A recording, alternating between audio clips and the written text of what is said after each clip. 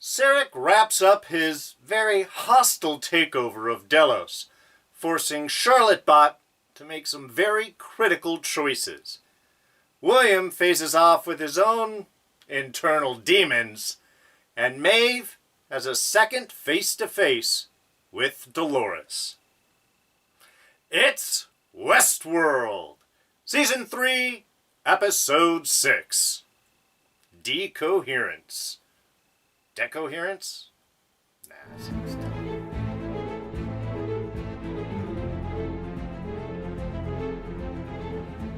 Hey everyone, D here, and welcome to this week's review of Westworld. So yes, here is your standard spoiler warning, and as always, I do want to remind you about our quick jump index system. Take a look down in the description below. This entire review broken down, time-stamped, into tiny, easily digestible chunks.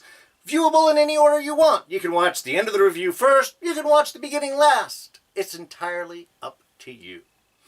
Alright, so welcome back. Hope you're all surviving your stay-at-home orders, are keeping your appropriate social distancing, washing your hands, doing all the appropriate stuff, because, man, we want this over with. And if we don't all do our part, it's going to last forever. And as you can see, I did finally shave. I let that ridiculous, stupid COVID beard go. So, yeah, a little cleaned up. Decided to start things off here. A little bit of a fresh start. So, yeah, this episode, unto itself. Yeah, let's jump into that review summary, shall we? Really, I mean, again, another wonderful, chunky, beautiful, meaning emotional episode with far more surprises in it than I was expecting. Just storyline, direction, but really we've been dealing a lot with choices, and I think that's something that Delores has hit on very much so in the past few episodes. We're talking about freedom, that often that is that freedom to choose. The whole data release that happened last week was, in a way, Caleb talking about, I'd rather, I want to be free, and not live in whatever world it is that you prescribe to me. So this is kind of, Decoherence, a very apt episode as the world is falling apart. Everybody's plans and ideas and everything else starts to separate. We have Charlottebot separating more and more from Delores. We have William separating into various aspects of himself. We even see that in our visual of Rehoboam. I keep getting that AI name messed up. When we see the little visual of it, it's starting to get a little decoherent. It is starting to get as this chaos spreads. It's starting to get a little darker. Maybe its ability to predict is getting less and less as this, again, chaos sort of subsumes. But yeah, again, it's that idea of choices really, again, becomes very central within this episode. As Sarec is taking things over, we have Charlottebot, being forced to make choices regarding not only the plans that she, as Delores, has to save her people, but also the effects of now being a mother, and that sort of relationship and that sort of emotional connection is drifting and pulling things apart. We have that sort of tethered on a few points. Delores herself, in speaking with Hale, mentions that the longer that we're apart, the more distinct each of us sort of becomes, which again makes things a lot more interesting, but certainly makes Delores' plans a little more complicated.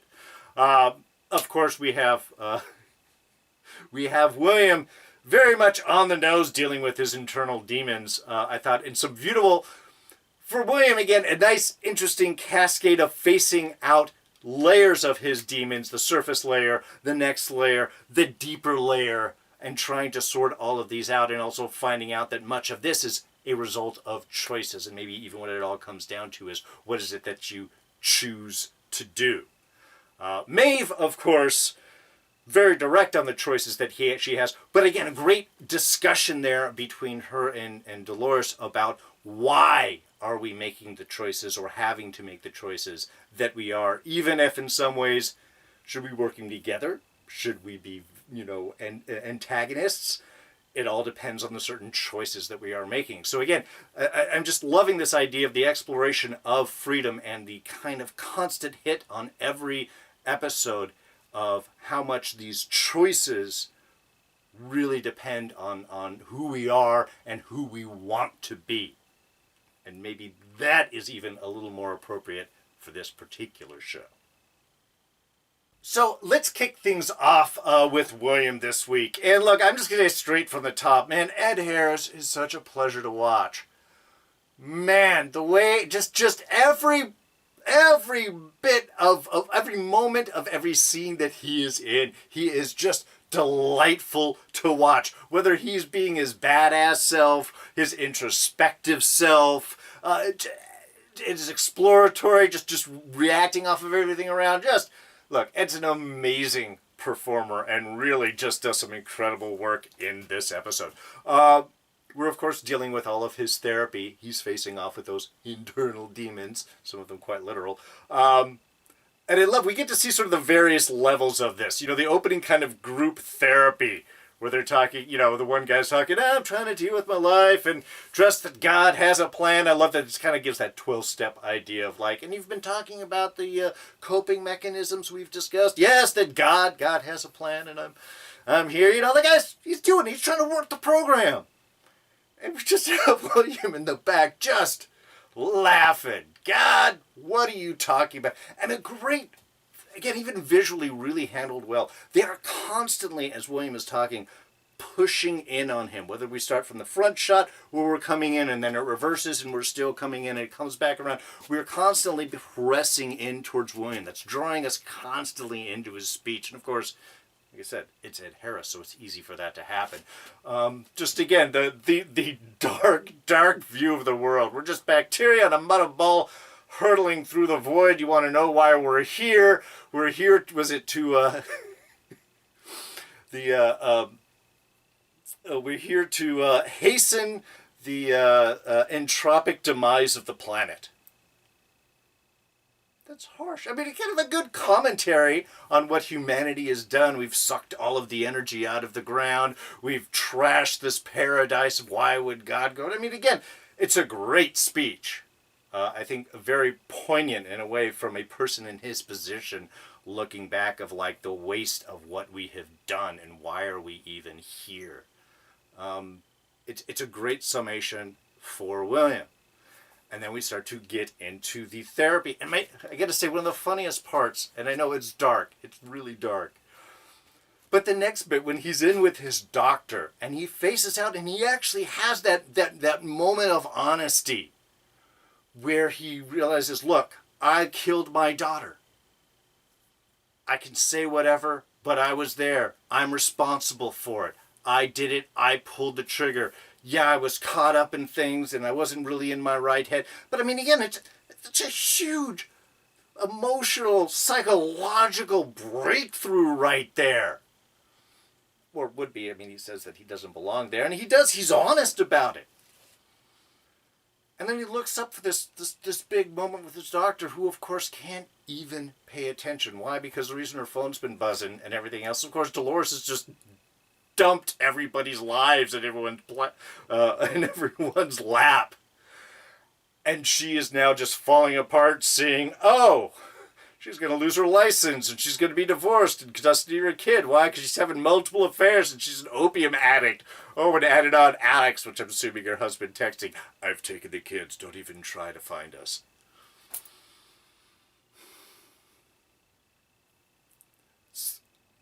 And it's just such an interesting comparison there while he is facing the reality of his life while the rest of the world is falling apart around him.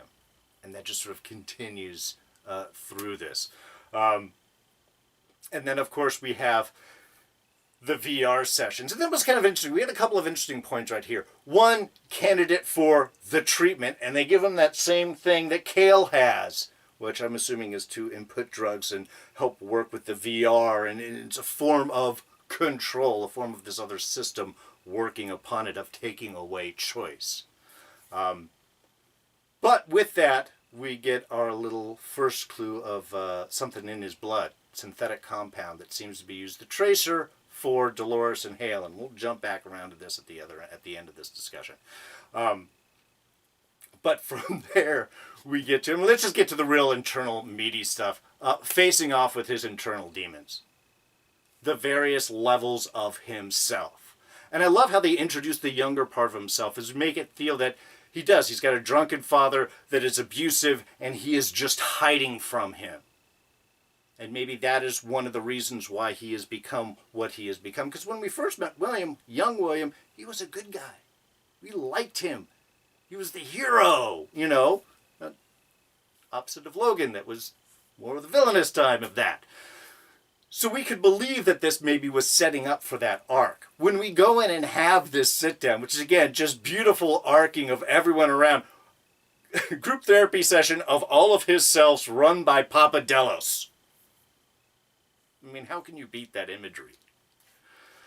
But how we get to dive in even further, that it wasn't that his father was a drinker and abusive to his kid. William as a kid was violent and reactive. And if his father drank, it was to try and deal with his kid as a compensation on that aspect. I mean, it's a total reversal of your expectations, which I love. But it sets up everybody blaming everyone else. I love how it even gets sort of carried away. An old man, current level William, tries to interrupt. Delos is like, hey, man, it's not always about you. And a discussion literally about you.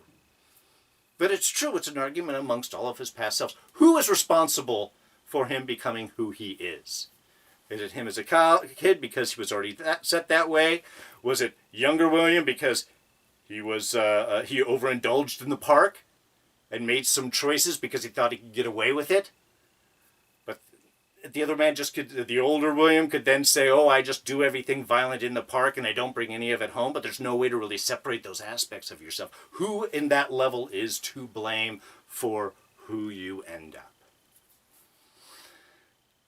And I love at the end, he solves it. It's a perfect breakdown. What was it that he asked? What do you do when you can't honestly answer? When you don't know whether it was nature or nurture? Was it who you are? Were you merely a passenger in this adventure? Or did you make the choices that made you who you are? Well, what do you do if you can't tell the difference? Apparently you kick your own ass. If we're to believe from what happens with William. Which again, a great defeating of your internal demons again in a very literal aspect. Was just hilarious and dark and an interesting come through, because what William hits at the end really is the ultimate choice. It really is the ultimate aspect. And again, reflecting for everything that we've sort of hit on this season in the show, is it becomes down to choice. It doesn't matter who I was. It doesn't matter how this happened. All of these actions led to me being here at this moment right now.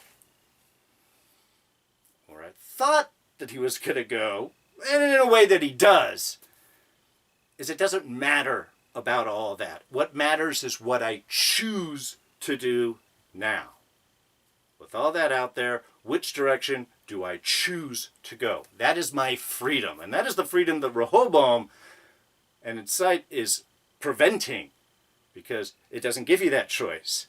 It locks down one choice, so you only have one direction to go. But ultimately, freedom is having this choice. Where do I go from here? And the fact that William sees himself as the good guy is awesome. One, go, man. Go in that direction. This is what young William was like. This is who we expected. This is the awesome way to go. And it also makes things so interesting. He chooses to be the good guy. What does that mean? Well, that may be up to interpretation, especially when we have a conflict between humans and hosts and knowledge and freedom and control. Who is the good guy on which side? And again, that's what makes it really interesting. Love the fact that he understands that it's down to his choice. Love even better the fact that he's saved by Bernard and Stubbs. I keep wanting to do that. Crockett and Tubbs from Miami Vice. Bernard and Stubbs from Westworld.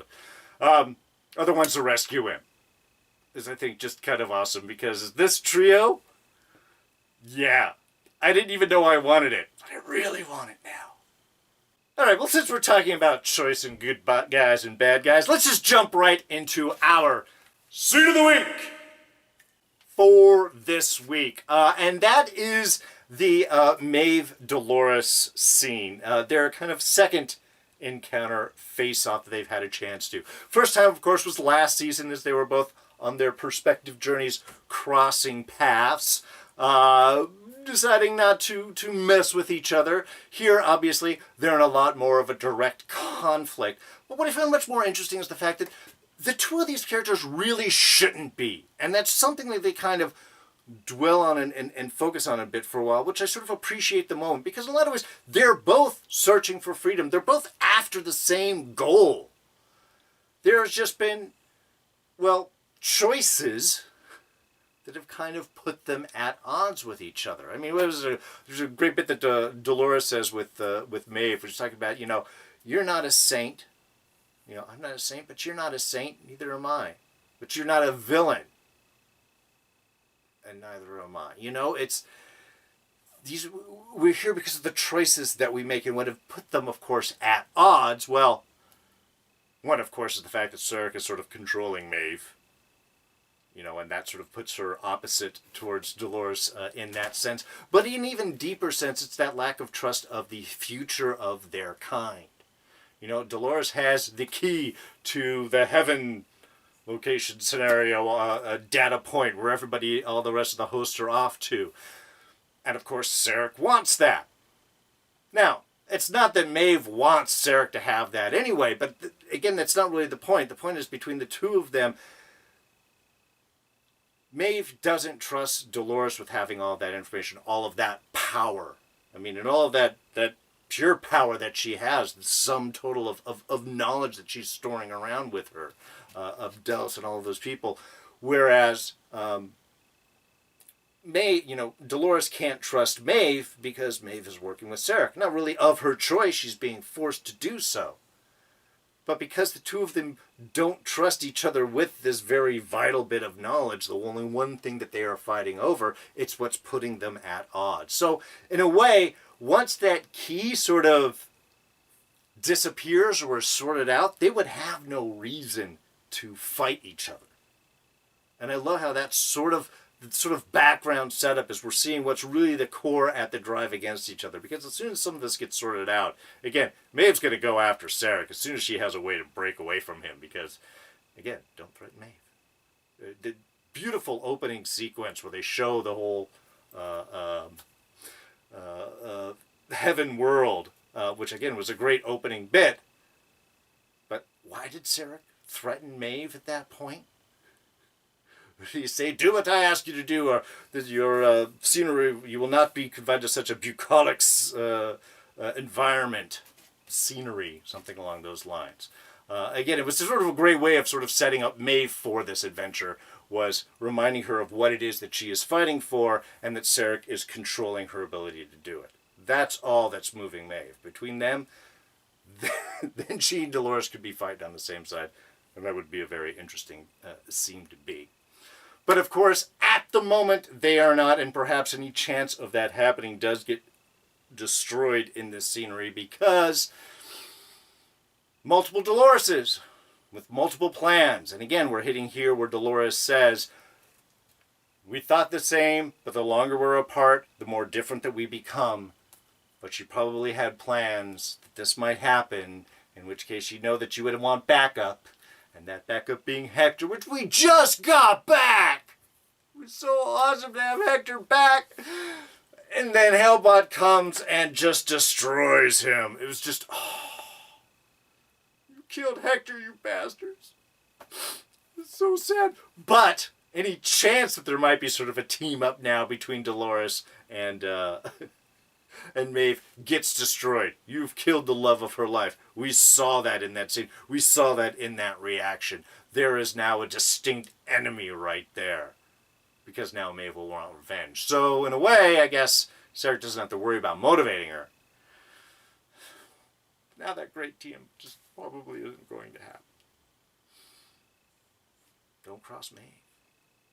And of course, we do got to talk a little bit about Charlotte Hale, our Charlotte bot, Delores clone copy there, who, again, much like Delores has said, the longer that we are apart from our original copy, the more that we start to develop our own personalities. Well, the Delores copy in the Charlotte body hasn't really been stable from the beginning.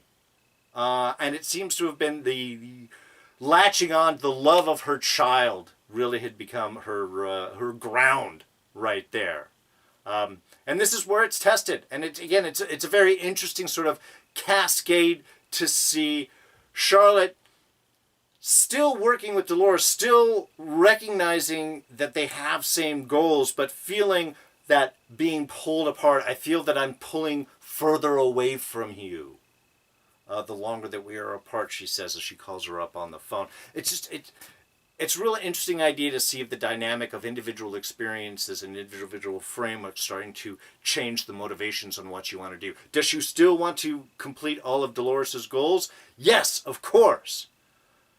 But she also now has a love of her family. In some ways, more love than the original Charlotte, which is kind of an interesting choice or observation right there. Is what eventually gets her caught, of course, as Sarec tells her, the Charlotte that I know would never have taken time to check on her son. And yet for this version of Charlotte is more human than the actual human Charlotte. In this idea, in this aspect of appreciating that love. Now, we did see that flashback that Charlotte did, in some of her thought to be dying moments, make the video for her son to try and reach out, that was an important connection, and that's what part of Halebot connected onto here. But just that idea that now Delores, playing Charlotte, living her life, making those choices, starts to make choices that are different from the original Hale and from Delores themselves, becomes a new entity, has made their own choices. And one that ultimately attempts to take care of both things. Fulfill Dolores' plan, get as much of a backup, send that data out. We'll get to that. Destroy any backups that Maeve may need or allies that may be forming. Poor Hector, not happy about that. And still try and go and save her family, which was noble and wonderful. And I gotta say, I was cheering for her. Man, when she pulled the giant mech out to go and take out the security guys, she's pulled herself away. She makes it to her home, but she's getting the kid in. She gives him the little elephant there. I mean, perfect emotional grab right there. I want to get you out. We got to do it. We got to get to a place. I'm like, yeah, man, she's going to get away. This is going to be so interesting. Hale's going to be out there as a bot trying to make a regular, normal life. It's a nice image. And that ends with a giant explosion. Really sad. I was really afraid that was going to happen. But I got to say, I was not expecting Charlotte to pull herself. Burnt, beautiful makeup work right there. Pulling herself out of the vehicle to look back. Because now she's not dead, but her family is. Now she wants revenge. Probably feeling a little bit like what Maeve is feeling like. That might make an interesting actual set-off, too. Equal angers in kind of opposite directions on top of each other there for the death and loss of their family. I mean, it's not like Maeve killed her family, but Charlotte killed Maeve's Hector, and then Maeve is working for Sarec, who killed.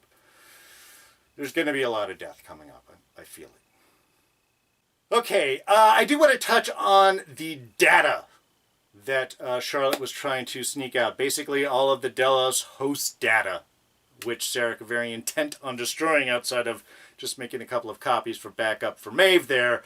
Definitely upsetting the rest of the Delos board. It's trillions of dollars worth of IP. Don't destroy IP.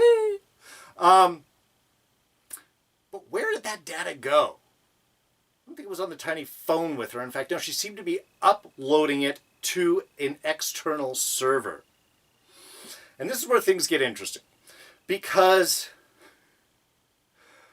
William had the synthetic blood marker. When they took his blood and loaded up the computer, we saw the little screen sort of mess up, synthetic compound form, and then there was sort of like break-in and upload and data connection, and that seemed to be what Hale was connecting onto. She had called up Delores and said, yeah, you know, the tip worked, we've got this, but there's a problem, and then she goes into talking about sort of Maeve's backup. But we do see that she had connected up with William's blood, that was an important marker. I am wondering, did they put the data back up in William? Does he have something inside of him? Now, I'm assuming that he's actually human. Again, they were doing blood tests and things like that and stuff like this, and there was a synthetic marker, but it still seemed to be human blood. It didn't come up as like, what the hell is this stuff that we're seeing? So I believe that this is actually William. Now, have they put some sort of, you know, synthetic protein that can receive and encode data? That seems a lot. Have they put some device inside of him? Possibly. I don't know. I just find it interesting that when we're talking about where they're sending the data, that did seem to link up with William's location. Now, why Bernard and Stubbs are there and waking up William? Well, remember they were sent off last week when Connell had given them information, who we thought was going after Sarec's brother. That seemed to place an area they were storing people. So this seems to have been that area. Now, we don't know if they're just going to escape with William, or if Sarec's brother happens to be in this location, or if that was Sarec's brother was going to be important at all, and in some ways they were sending off to find William because he was important. But why would they send Tubbs and Bernard to get William if he was important? Maybe because he has a data chip inside of him that's receiving information. It would be hilarious that William has inside of him all of the host information. He has Delos' IP inside of him. That's hilarious. Ironic. All of those. I would love it to be that way.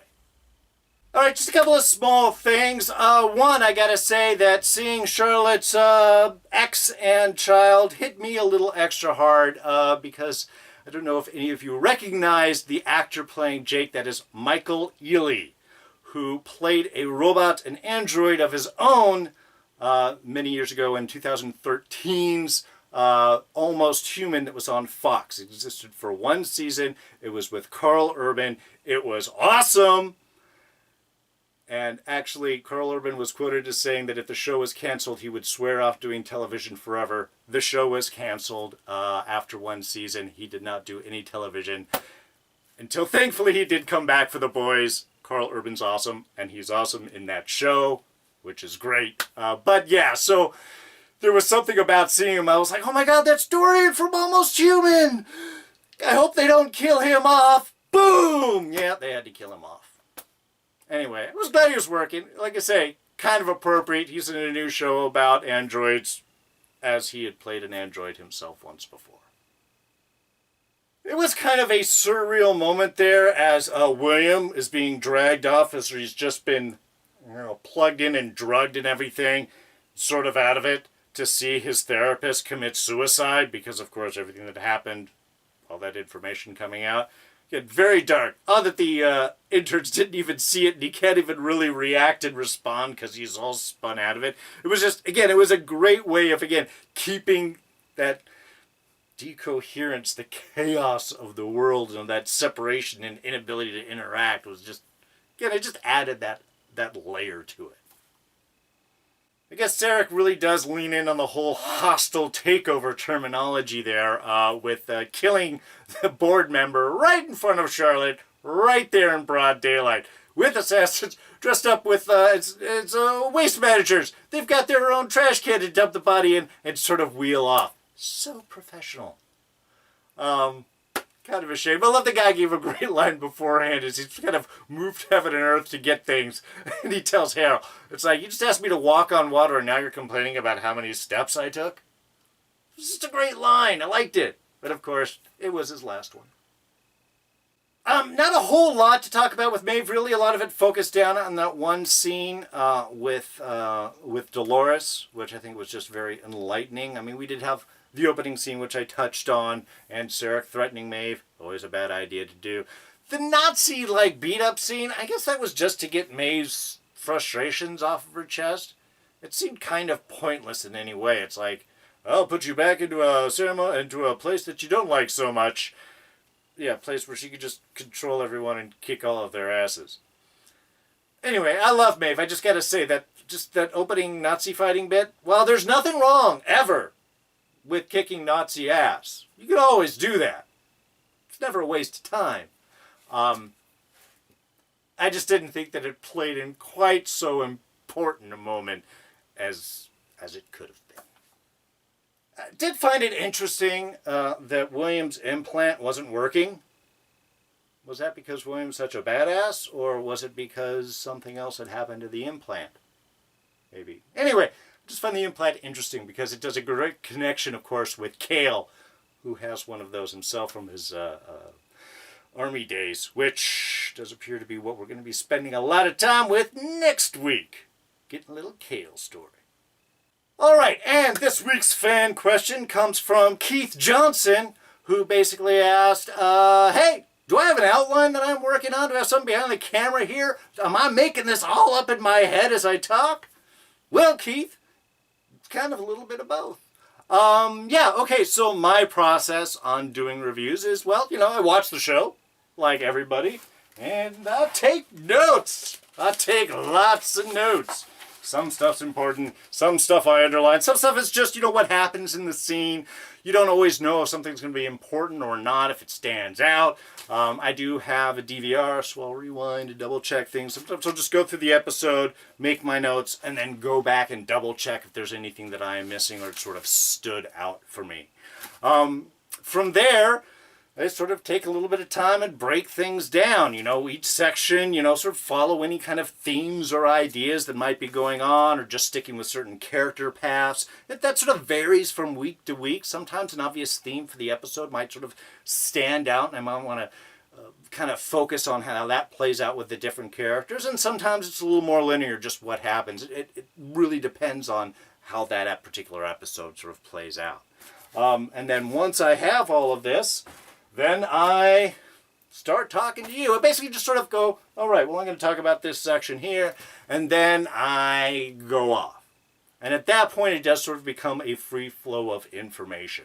I try to remember the points that I have. Most of the time, I remember them. Sometimes I do not, which is why I do the couple of small things moment. Sometimes that covers stuff that just didn't fit in the larger discussions, and sometimes it's things that I had forgot to mention before and don't want to forget. So even then, because I'm doing this right after the show, within a few hours, there is always stuff that I forget. There is always a theme that I think about later on, and I go, oh my God, why didn't I touch on that? Which sometimes I will hit on the following week, sometimes, and just, damn it, maybe next time I'll remember to be on top of it. So it's kind of a fun interaction. It's half improv, half scripted. I do have an outline, but really often I like to sort of figure out where things are going. And as we sort of play with the information, as I'm talking about it, sometimes that leads to some really interesting ideas. So I don't like to structure it too much. I just try not to talk for too long, which obviously I sometimes have issues with. All right, so I'm just going to go ahead and wrap things up. Speaking of looking at the clock. So yeah, this episode, really good, really strong. Again, we're sort of tightening down motivations. Now next week it looks like we're going to be diving into a bit of Cale's backstory, which I'm really interested in seeing. Especially now that we're dealing a lot more with sort of the implants. I want to see how that plays, and I think it's going to create a nice little connection between William and Cale, which will be fun to see. But I'm also suspecting at this point is we're not really going to have this storyline wrapped up by the end of the season. I think we're setting up the larger battle. Because there's only 2 episodes left. If next episode is a lot of Cale's backstory, then that's asking a lot to try to do in the final story to head off this battle or get to some equal point like that. So I think we're really going to get to a critical junction point, maybe by the finale, that perhaps we won't see the fallout or choice of and that's something that we're going to wait in for Season 4. It's a shorter season, so it really feels like they're setting things up, and since they're still putting elements into play, I really don't think we're going to have a resolution. It's not feeling like that at this moment. But we will have to wait and see. Again, only 2 more episodes. It's not like it's going to take long to find out. But we will wrap things up for now. Thank you so much, as always, for joining me with these reviews. And if you enjoyed it, please go ahead and hit that like button. Thoughts, ideas, and comments, throw those down in the section below. Tell me what you guys are thinking. What do you think about the episode? Where do you think we're going? How do you think this season's actually going to wrap up? Let me know your thoughts. Throw them right down in the section below. You can always catch me on Twitter and Instagram. I am at Darren Jakes. Please subscribe if you're not a subscriber. Quick and easy. It's a 1-button press, man. Doesn't take a whole lot. We've got the rest of this season, plus final season, Agents of S.H.I.E.L.D. coming back May 27th, Wednesday. It's 10 o'clock. It's late at night, but still, we'll have reviews right here, right afterwards. You won't miss them if you're a subscriber. Do that by clicking this button right here. And we'll go ahead and throw up a couple of our latest reviews right here for you to check out. So, that's going to be it for me. I'm D, and I'm out of here. Catch you guys next time.